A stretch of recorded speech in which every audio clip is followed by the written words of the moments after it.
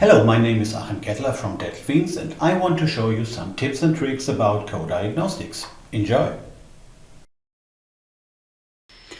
Hello, if you are working with coDiagnostiX for a longer time, I can give you a recommendation to make it a little bit more comfortable. And if you are a dental technician and working with CAD/CAM like CARES, then it is even more important for you. And this is the 3D connection 3D mouse. I use it here, and with this mouse I can fly through the dataset. So if I go on the 3D picture, in the background you see it, I can do this and fly. If I go on the 2D picture, can make it bigger, smaller, and everything without activating the buttons on top.